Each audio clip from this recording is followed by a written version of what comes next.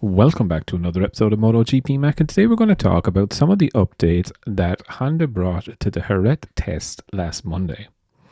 Now, a lot of these didn't really come as a surprise, as we saw Stefan Bradl riding the new bike over the course of the race weekend in Jerez, but just to go through some of the major differences. Firstly, they started off with the new front wings, and here you will see the old front wings, and going into the new front wings, you can definitely see there's a difference in shape, but when you see it head on, what you will really notice is how skinny those front wings now are compared to the monsters that they were before.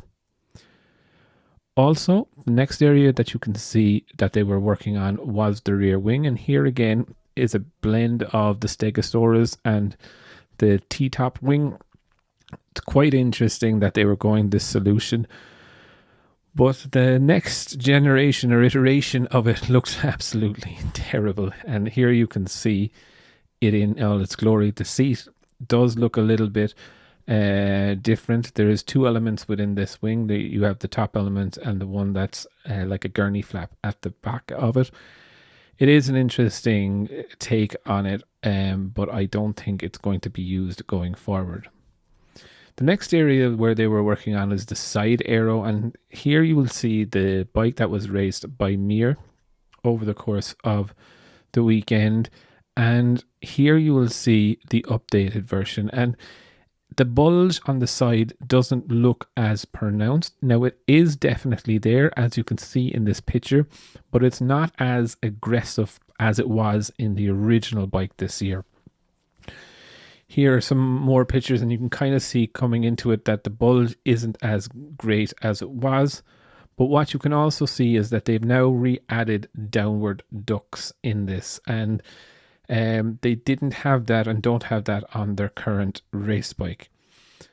Also, they are running a new frame, and it is slightly different to the original one.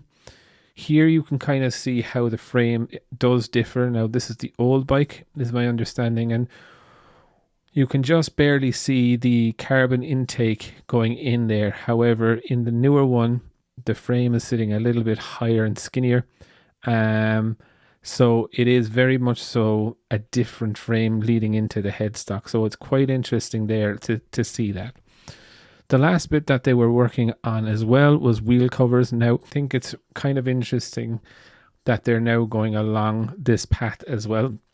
Now, my problem for Honda is they've changed a little bit too much in the race weekend. Now, Mir has said that they need to go a different direction to the bike that Bradl rode over the course of the weekend. Now, Mir did test it in Mount Melo in Barcelona, in Catalonia, and he didn't really like it.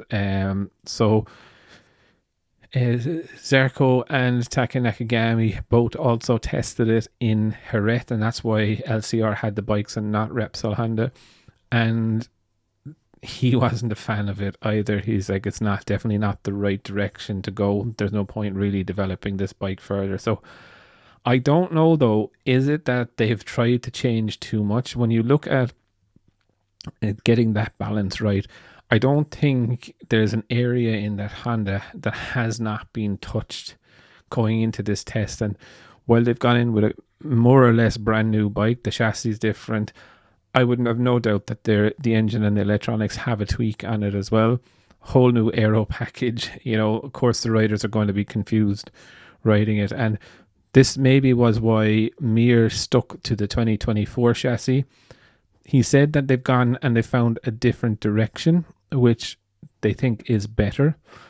I guess only time will really tell on that, but it doesn't really look good that the first version of the 2024 upgrade has realistically been rejected by all riders. But I would definitely love to know your thoughts. What do you think of some of the stuff that Honda brought to the Jerez test? Definitely leave your thoughts in the comments below, and I'll be back again tomorrow with another video.